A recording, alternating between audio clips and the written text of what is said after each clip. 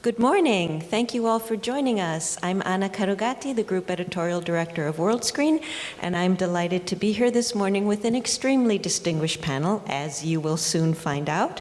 And in order not to mispronounce any of your names, I'm going to ask if you would please introduce yourselves and give us a brief description of what your responsibilities are and for how many channels you commission or acquire programs. Andrew, would you like to start? Thank you, Anna. My name is Andrew Solomon. I'm head of Natural History and History at ORF, the Austrian National Public Broadcaster. We have 2 weekly slots, one for Blue Chip Natural History on Tuesday evening at 8:15, and that slot is celebrating its 30th anniversary in September. And that's a 1-hour slot, and we have another 1-hour history slot on Friday evenings at 10:40.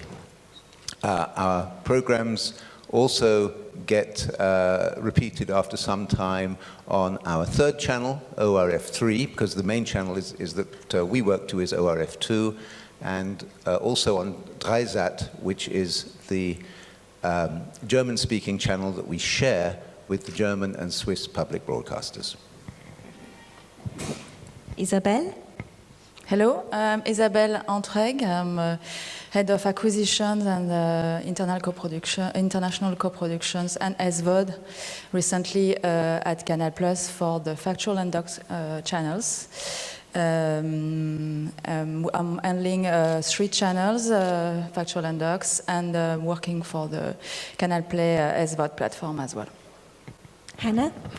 Hi everyone, I'm Hannah Barnes. I'm the General Manager of the Lifestyle Channels for Foxtel in Australia.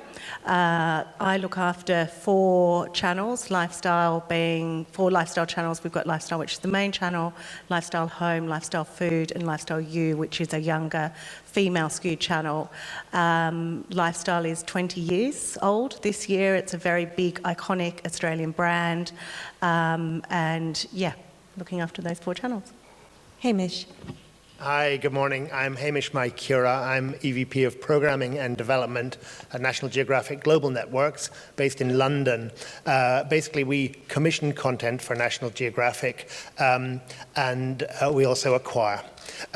So my job really divides into 2 halves, the London job. One is looking for shows which will run on our networks outside of the US. We're in 171 countries, so there's a lot of air to fill, and we're sometimes looking for programs for particular regions and particular countries. Most of it is one size fits all. These days, the biggest part of my job, though, is commissioning into our entire global commissioning strategy. So these are for shows that will run in the US as well as everywhere else, we hope. And that's, in a way, where the most exciting commissioning is going on, where we're commissioning bigger and more premium shows than ever before. Excellent. All right. Andrew, you said that the Universum, am I pronouncing that correctly? Yeah, Universum That's Strand averages 20 to 25% audience shares, which many people are jealous of because that's a hefty share. What type of programming delivers that kind of audience? What do you look for? Well, I would say that we look for the highest possible production values, the best possible photography, and the strongest stories in our 1-hour shows. There's no doubt, and that's from all over the world, there's no doubt, of course, that having a local subject does help. We had last week 26% for a film about an alpine region, and because we have some stunning alpine regions, that is conducive to very attractive programming and also to distribution programming. But the other thing that works well, I think, is programs with real attitude that also have great production values. And one thing that we're really excited about, we haven't broadcast it yet, but it's the BBC's Spy in the Wild. I don't know if you've seen this, but where fabulously crafted robot animals are put right in the middle of the species to see how they react. It's both amusing and provides real insights. And I think it's that combination. Really top production values, strong stories, emotion, but also a little bit of edge. Isabelle, tell us a little bit about the channels the factual channels in the Canal Plus group? Yes, the factual channels of Canal Plus Group in France are doing the best ratings on the pay TV area with 1.8 front of Discovery recently. So we are in a good mood and good trends at that time. Happy about it. And the good ratings for us, it's coming from more investigative programs. Could be history or could be science, but needs to be very investigative in terms of narration. And on-screen production value as well. For example, Hunting Hitler from A&E Networks works very well for us. And the BBC, of course, wildlife or science, because of that touch as well. But we are looking for more investigative, if you are able to provide it to us. Hannah, now correct me if I'm wrong, but the lifestyle group channels on Foxtel are among the strongest of that Foxtel package. Tell us a little bit how that came about. So we acquire and commission programs like Hamish, but with a focus, we only broadcast in Australia. We acquire probably around 1,000 hours per channel, for the 4 channels that I look after. And we are ramping up production as well and have been, Foxtel has invested significantly in production, which is great. I think in terms of our flagship shows, they're sort of localised versions of the best lifestyle, which are factual entertainment programs from around the world. So Grand Designs Australia, we're in Series 8, and we've got all of the UK Grand Designs. We used to make a series called Location. We've just commissioned a series called Love It or List It. We also acquire Great British Bake Off and are in the 3rd season of Great Australian Bake Off, amongst a number of other shows. We're currently broadcasting Gogglebox Australia and Selling Houses Australia, which are both #1 on the platform, #1 and #2 on the platform, and performing really well. I mean, I think the interesting thing for us is that we don't just have a focus on linear channels anymore, whilst we do deliver a really big audience to our linear channels, because our demographic is older, female skewed. They do come in for the premiere run, but we're also very focused on digital and other ways of getting our content to her and getting our content to our audience. So yeah, I think that I'd say that we're focused on all platforms as well as just the linear for lifestyle. We're looking very much to the future. Hamish, so National Geographic Global Network CEO Courtney Munro has used the phrase fewer, bigger, and better to describe the programming strategy. Does that apply to your group as well, and how does it inform what you acquire and commission? Well, National Geographic is really going through probably the most profound change and evolution in its history, where we're really focusing now on this premium content strategy. And so I'm working closely with my colleagues in the US under the leadership of Courtney Munro and of Tim Pastor. And we're really kind of focusing on making the channel the absolute standout place for science, for adventure, for exploration and anthropology, the kind of real basic values of what you think of National Geographic as being about. And to do that, we're really trying to get these very standout programs which we can really market and promote worldwide. We saw Mars roll out at the end of last year, a production which really was a hybrid of high-quality drama and top-end documentary to make something which just felt unusual and new. We've got some great new ones coming up. Origins, which is Jason Silva presenting, is on air very soon. And we are also promoting Genius, which is a fully scripted, it's our first ever fully scripted series, and that's directed by Ron Howard. It's really the story of Albert Einstein, and fantastic to have that on our network, different from, I think, anything that we would have had in the past. It's the first time we've had a fully scripted 10-part series on Nat Geo. And I think the overall impression is just that National Geographic is a very different place now. It's very distinguished in the market from what other people are doing. And as we go further and further into this premium strategy, what I find is it becomes easier and easier to get top people to work with you, because they start to see what's on air and they go, I wouldn't mind working there. Right. And so it's really starting to gain momentum in an excellent way. Right, absolutely. So would you, for all of you, and whoever wants to answer first, could you give us an idea of a breakdown, because I'm sure the audience is interested, percentage of programming that is commissioned against acquired or co-produced? That's a broad term, jointly financed, jointly produced. I don't know, however it is that you'd like to define that, Andrew. Yes, 100% commissioned is something that we can very, very rarely do because of the cost of high-end natural history. Say an average of 400,000 euros an hour would be about right. So we don't fully finance, but active co-productions where we're the leading partner, 10 to 12 hours a year, and about the same number where we're the junior partner. We work a great deal with our German-speaking colleagues, ARD and ZDF, but also with the French broadcasters like France 2 and France 5, and with Smithsonian and with National Geographic in the United States.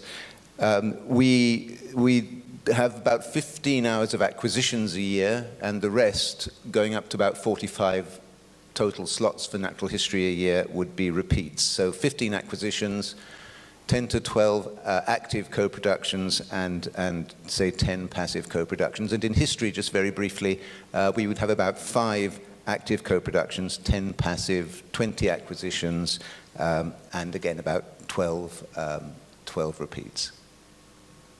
Isabelle? For the factual channels of Canal Plus, we have 3 channels. Sorry, I forgot to explain you, but we are buying and purchasing 1,600 hours per year, to give you an idea. I don't talk about SVoD, just pay TV, linear TV. And co-production, international co-production, we are doing like 15 programs, series, or one-off as international co-production. We are more complementary TV. We are going after the DF or BBC or PBS co-productions. We are here to have a complement of finance. If you need a broadcaster in France, we prefer to be the first broadcaster, of course, but we can discuss about the second as well, not the same amount. Yeah, and as I said, we acquire about 4,000 hours per year across the group of channels. We fully fund probably about 80 hours across a year of our series, which is growing. And we are doing more and more pre-buys, co-productions than ever before. Probably the best examples that I could give you is we did a deal straight with BBC Worldwide recently with the Hemsley sisters, who are 2 up-and-coming sort of health-focused chefs. That was BBC Worldwide premiering first on Foxtel and Lifestyle, and then they sold it around the world. We've also done a couple of deals with FYI and A&E, and we're always looking, at whatever kind of deal. It depends on the content and the talent, but we can structure a deal in any way, actually. And for us, I mean, we're an international network, and so we're always looking to try and secure all rights to the projects that we commission. But we're commissioning for National Geographic, also for the National Geographic Wild Channel, which is the place for natural history, wildlife programming, and in some territories we also have Nat Geo People. Acquisition, we do buy shows for the network in the US, and more acquisition for the international channels. And there are places where we can sometimes negotiate on rights in particular territories. So it's always worth coming to us, even if you have an idea where the rights may be sold to one terrestrial broadcaster in one particular territory. That's not always a deal breaker for us. Very much depends on the project, where we can structure deals in all kinds of different ways and be quite inventive about it. So I've been asking mainly about linear channels, but obviously audiences watch however and whenever they want. Do you find that you acquire different product for your nonlinear, or is it the same? And are you able to get all the rights you need in order to satisfy your viewers' demands for on-demand streaming, however it is that they want to watch? This is for everybody, whoever would like to answer. I mean, my view would be good content is good content. A great idea is a great idea. So you don't buy this idea of commissioning straight for digital or commissioning straight for linear or streaming, I think is quite distracting. It's just about, for us, finding great content and then putting it in the format that that the audience needs, whether it's on an aeroplane, whether it's on a bus, whether it's a podcast, whether it's on digital. You know, I think for me it's just about finding great ideas and great content, making great content. I mean, I guess for Nat Geo, the SVoD, the VOD life of our content is increasingly important. It is for everyone, but I think that, you know, people find National Geographic in all sorts of different ways, sometimes differently from other TV channels. You find it through the magazine, you find it through an interest in photography. If you're on Snapchat, you'll find it's on the front page there. That's how my kids think it's cool. Suddenly, you know, they never thought it was cool when I was on TV, but now they do. And so from that, I think people can then sometimes have, you know, their own perception of what National Geographic is. It's all about photography, it's all about images of wildlife, and people will then kind of enter that digital space, and I think that it's very good for us to be able to supply them with content that meets their expectations. Sometimes, you know, our pure wildlife content, for example, can be very popular on SVoD because it's what people seek out. For us, Canal Plus, our SVoD platform is focused on a low price offer. It's $9.99 per month with an access to the Canal Plus app as well. So it's not like a SVoD subscription, classical SVoD subscription. We are very different from Netflix. We are not on a high-end profile audience. We are more on the mainstream, really mainstream public. So we are going to go more on one-off, on very large focus subjects, or on brands like strong docs or factual programming broadcasted broadcasted on France Television, for example, programs that had a very large audience in the past, or series or crime series very well known in France. We are focusing on different strategy than Netflix. We are the second in France, challenger, but still with 600,000 subscribers, so which is not bad. ORF is part owner of a German-speaking SVoD platform called Flimit, and our Universum programs play a fairly major role in the documentary part of that. And we put as much supporting material that we can on, for instance, our Facebook page for Universum. But I think the truth is that because ORF is the dominant public broadcaster in a linear sense, that's still actually what we're concentrating on, principally, in our territory. Hamish, what types of programs have you found work in more than one country? And on the other hand, are you producing or commissioning for specific regional areas as well? Well, I generally take the view that a hit is a hit is a hit. And if you can make a program that's going to be really successful in the US, then more than likely it will be really successful everywhere else. And I think the reverse is true as well. We can take shows from international back into the US if they're very successful. That said, there are certain regional tastes. You know, we still have a certain amount of history programming, World War II programming on the channels in Europe and outside of the US. Much less of that now in the USA. Some of that's commissioned locally, some of it's acquired, and there are other places where there are particular tastes. You know, in Asia, for some reason, people will always watch shows about fishing, and that's not always the case everywhere else. So we're always trying to tune and tweak the channel to be the best it can be in particular regions, and also so that it doesn't simply feel like an import from the USA or elsewhere. But in general, what we really like, and the holy grail for us, I think, is finding big shows that will work everywhere, and that's the model that we're really trying to pursue most at the moment. Hannah, so you said that you purchased some international formats. Do you have to make any significant adaptations for your audience and their tastes when you buy a format? Yes. I mean, I think the key thing for lifestyle is we don't use presenters, we only use experts, so people who have real jobs. So all of our talent, whether it's on Grand Designs, our host, Peter Madison, is a working architect. They're all interior designers or chefs. And I think, you know, that's probably the biggest point of difference for us. But in terms of, you know, how do we localise Grand Designs or Gogglebox or Great Australian Bake Off. It's about sort of celebrating Australia and our culture. I think probably, we do tend to stick to the format points if we can, because if it's a hit is a hit is a hit. If it's a strong format, you don't really want to mess with it too much. So I'd say that probably the way we localise it is through the talent that we use and through the look and feel.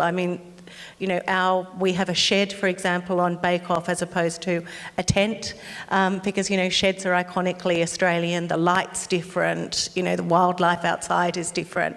And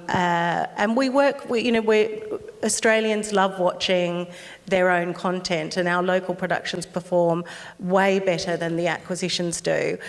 So it's very important that we get that right. We spend a lot of time on that. Isabelle, so you said that the factual channels in the Canal Plus bouquet are doing much better than other factual channels. Yes. Give us an idea of what are the type of shows that allow your channels to do so well? It's to be very clear in terms of intention. I don't know if that's why we are trying to make editorial pillars to make producers or distributors are more, so it could be easy to propose us some programs. We are based on the past, today, and tomorrow. It's easy, but it's a way really to simplify what we are looking for. Yesterday, the history, but always with narrative, strong narrative and investigative storytelling.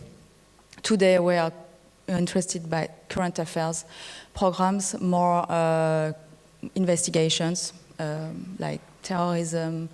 For French people need to be concerned with it. So anything related to French history, recent history, or how it was before and now how it changed the way we are living.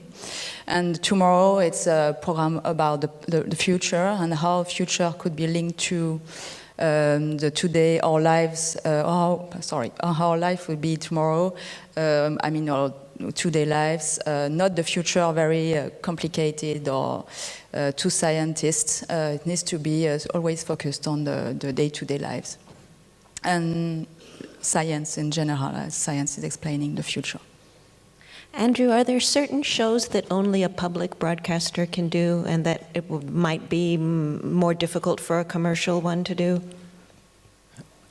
I think in part it's a question of who we can work with, and if you look, for instance, at the German-speaking market, there aren't really non-public broadcasters who we could even talk to, is the truth.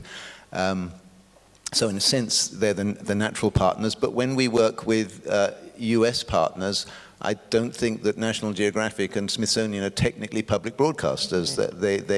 They play that role, perhaps, but as businesses, they're not. So certainly, we will work with anybody who wants to do that. We have the responsibility, certainly, to support the Austrian industry and also to show Austria to our own public, and a responsibility to bring the best, highest quality programs. I think that, I have just... Is there something that you feel a public broadcaster can do better or that a commercial broadcaster wouldn't be interested in? No, I think what I was going to say is that it looks like we're just turning into a position where there are going to be many more players in the business. And it's how Netflix and Amazon and possibly Facebook will influence it. And I think they could be very important partners in the future. They've already been some big documentary initiatives. And I think that could change the relationship between the public broadcaster and the fans. I do think that's a really interesting point. I think there is absolutely a move towards quality. The thing with premium quality, premium content for us is in some ways it's more like, maybe not in production style because we're trying to upgrade the production style, but in terms of content, maybe more like what one would traditionally have thought of as being public service broadcasting content. Certainly with Netflix and so on, with their acquisition of documentaries, that's happening too. You're seeing shows that you maybe wouldn't have have considered easy to find outside of public service, now you can find them everywhere. And, we also have a feature documentary strategy. So, with shows like, for example, Before the Flood, which we launched last year, which was Leonardo DiCaprio's climate change documentary made by Fisher Stevens. That was something we could give a really big push to. I think 3 or 4 years ago, you would only have anticipated encountering a program like that on TV, on public service. So it changes the landscape a lot. And I think it probably makes the PSB channels up their game. They have to compete. I think that's very true. So with the SVoD services coming into the picture now, and initially their original programming was all scripted. Now they're also moving into more factual. So how do you see that? Do you see them as potential partners? Do you see that as competition, or a little bit of both? Or the word I love, the frenemies. They're friends and enemies at once. How do you view the SVoD platforms? I mean, for Foxtel, we have our own SVoD platform. Foxtel is the equivalent of Sky in Australia. So whilst we work with everyone, Netflix is definitely a competitor of ours.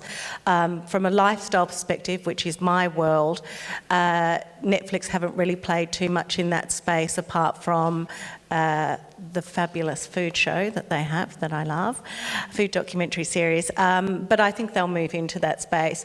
We have always had, because from a Foxtel perspective, lifestyle is one of the key areas of investment. Our focus is very much on exclusivity, looking at the fewer, bigger, better statement is true for us too, and looking at and owning those brands, and ensuring that we're giving our customers value for money, because we're a subscription service and they're paying to get that content. So we don't particularly want them to be able to find that content anywhere else. As I think I said earlier, really the focus is on how we give that content to them. So ensuring that we've also got streaming rights, and ensuring that the content is everywhere that she may want it. Right. All right, so tell us, this is your chance to boast a bit. What highlights do you have coming up in the next few months that you'd like to talk about? We have a 3-parter coming up called Sky River of the Himalayas, which is a co-production with CCTV9, Arte France and ZDF, and it is the first portrait of possibly the only river in the world that sees every single climate zone. From a polar climate zone, if you like, in the Himalayas down to tropics. It goes through the longest and deepest gorge in the world and covers an extraordinary number of different civilizations. It's a portrait of that quarter of the world, if you like, that is run by the monsoon. Our biggest production coming out this summer, and another one coming out in February next year, which is Russia's Wild Sea, which is the first large-scale portraited 2-parter of the Sea of Okhotsk between eastern Russia and China, one of the last very large, unspoiled marine and land areas in the world. We have lots of deals in negotiation right now, co-productions, for end of 2017. So it's not fixed for all of them. So I can't speak a lot of that. But we are going to broadcast Hunting Hitler 2. Co-pro with A&E Networks, with History Channel. We are ending a deal with The Windfall, with two series, one on black holes and one on the sun. And we finished a deal with ZDF as well, called Evolution. It's 2 hours on how wildlife was created at the really beginning. We've got a lot coming up this year. In fact, I was just sitting there thinking, oh my God, it's a lot of work to do.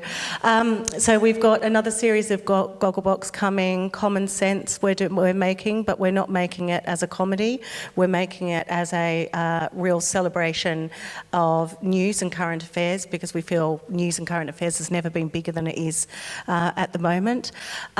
We've also got Great Australian Bake Off, probably though, and Love It or List It, more selling houses, but probably the 2 shows that I'm most excited about are we're moving into the food documentary space. So we've done a lot of food competition shows, light competition, not crazy competition like the terrestrials do. But we've recently just made a 1-hour doc with a celebrated Australian chef who goes to Japan. She doesn't just spend time though in Tokyo, she travels right around Japan, and you get a real sense of the culture and the incredible food. And we're also in production on a series called Great Australian Cookbook, which is a food, culture and travel series which travels right across Australia and celebrates Australian. There is a huge amount of cultures. It's a melting pot in Australia, and up until now there's not been a lot of food shows apart from on SBS that really celebrate all cultures in Australia, and this one will do that. So I'm excited about those two because they're a new path for us. And for me, I mentioned Origins and I mentioned Genius, the Einstein drama. Those are very exciting. Looking further ahead, there are a number of things that I'm really looking forward to of our premium output. I'll mention One Strange Rock, which is a series which looks at the planet Earth. It looks at it from the point of view of it being a very finely balanced, finely tuned machine, whether it be climatic systems or geological systems or biological systems. All of them are much more delicately balanced than you might think, and small shifts can lead to massive changes. So it's looking at this kind of piece of, it's like a watchmaker's design and how it all works. What's intriguing about that show is that it's made by Newtopia, but the director, the guiding hand there is Darren Aronofsky, the Hollywood director, who's come in and given it a kind of completely different look and feel to what you might expect from a big Factual series. So I think that's going to be highly original. I'll also mention our series about Diane Fossey. It's kind of updating Gorillas in the Mist. I love this because it's such a great National Geographic idea. It fits so well. It turns out that because Diane Fossey was funded by National Geographic, in our basement in Washington, there's tons of footage of her in great big cans, much of which has never been catalogued. So you can tell a great archive story about her. We can try and explain what happened in her final dreadful murder, which was never fully explained, and also look at this population of gorillas, which she actually really did save from extinction, and which are now the only really growing population of mountain gorillas, thanks to the work that she did. So it kind of ticks the National Geographic box in every way. So that's going to be great. Also, Morgan Freeman's back on the channel again, I'm delighted to say, so I'm looking forward to that too. Fantastic. Now, this is a question for everybody. What do you feel are some of the biggest issues that are impacting the Factual business in general, and are there any that are impacting your channel or channels, as the case may be? Anyone? I think, speaking for public television here, pressure on budgets, pressure on funding is a serious issue. And from our point of view also, one's always a little bit looking at at the trends in natural history, but also history, about how easily the style that we like to work with will work with the style of other broadcasters and companies, because it's always changing slightly, and obviously it's best for us when we have a great commonality.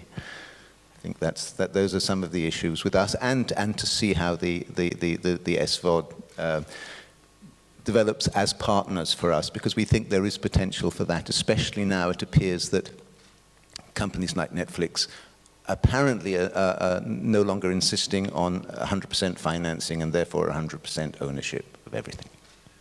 From my perspective, certainly in lifestyle and sort of broader factual programming, I feel like there's never been a better time for the kind of content that we make. And really it's because of the crazy stuff that's going on in the world at the moment. You know, we sort of feel slightly leaderless. There's lots of change happening.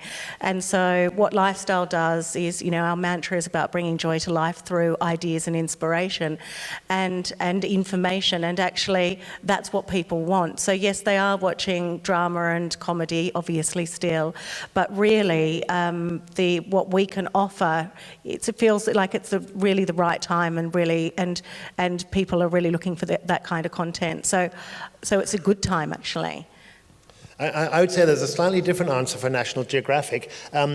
Recently, in the last 2 years, we've pulled together all the different parts of National Geographic into one big group, Nat Geo Partners. So we're now part of an entity which isn't just TV channels, it's also a magazine, and it's also a travel business, and a publishing business, and a not-for-profit entity that funds research and exploration. And I think there's a real power to having that kind of scale and scope, which we've never properly been able to harness before.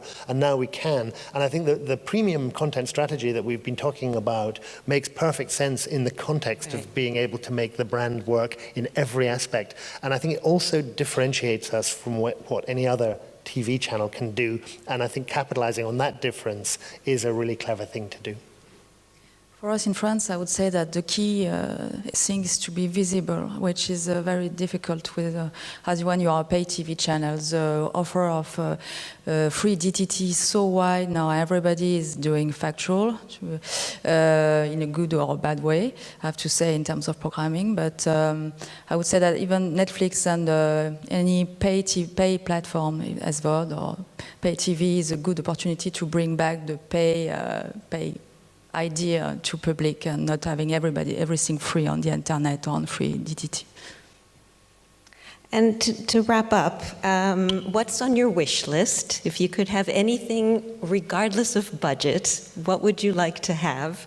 And do you have a message for producers who would like to work with you? What should they know about what you're looking for? Well, I'd like more Morgan Freeman, please. And actually, wouldn't we all? I think that we're also, in a way, looking for. Sometimes in Britain, people talk about national treasures presenting TV programs, and I'm looking for international treasures, who are people where in every country of the world you'll turn on TV and you go, oh, it's him or oh, it's her. That's great, and I'm comfortable with that. But it has to be, I guess, people who've got a genuine commitment to the kind of programming that they are hosting or presenting. So there's certainly that. That's going to be a big part of, I think, what I'm looking forward to in the years to come.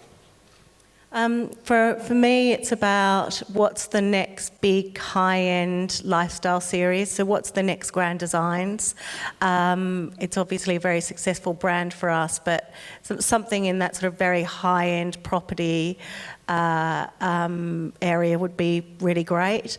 I guess the next Gogglebox or Common Sense, and ideas that can live, as I've said, beyond the linear. So ideas that really encourage a two-way relationship with the audience, because audiences more and more want to be able to interact. We know they're using their second screen whilst they're watching the linear channel. So for me, it's about an idea that can live beyond just the linear television, and everything has to be sort of life-affirming. It's got to have a sense of joy to it, and that's really what we're looking for. Yeah, in terms of, I'll join you, an experience between pay TV or the TV and the non-linear, or something more immersive in an interactive way that people can, I don't know, with a VR mask, and give the opportunity to have more VR mask offered to more people, because in France it's very small, this business yet. So to bring something and have a new experience with documentaries. For us, I think it's about providing the biggest treat for the audience that we can every week, so that the best production values, the most fabulous photography, the strongest stories, emotional involvement if possible. We also like a little bit of edge where possible, a bit of a surprise. One of our projects that we're keen on right now is a film about migration in Mexico. But it's about animal migration.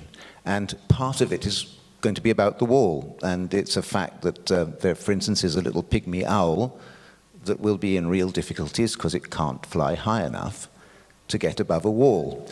So the idea is to combine really fabulous blue chip coverage of these big migrations on land, sea, and air, very spectacular, with some science, but also in the context of something that affects us in another way as well. I just add one final thing for producers and indies in this room, which is people sometimes think, oh, look, if they're only working with Hollywood people now, I might as well not bother. I think it's very important to remember that big ideas don't always come from big companies. Really big breakthrough ideas are hard to find, and sometimes it's smaller or unexpected companies who will bring you these ideas, and then you can kind of assemble the relationships they might need to create them around that. So I think people shouldn't be put off by fewer, bigger, better. They should pitch in. Well, WorldScreen, in partnership with MIPDoc, would like to recognize our 4 panelists for the contributions they've been making to the factual programming industry. And I'm going to invite Lucy Smith to please join me now. And we would like to recognize your accomplishments. And I'm going to ask you to come up one by one, please. Thank you. And can I just say what an excellent session that was. It's great to hear such optimism for the factual industry. So I'm very proud to present the awards with Anna. Okay, so first of all, Hamish.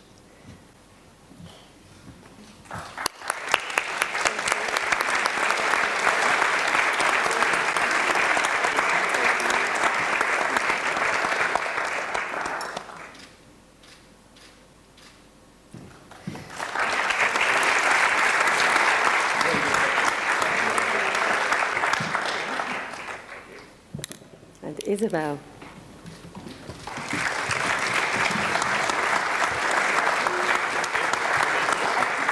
And Andrew.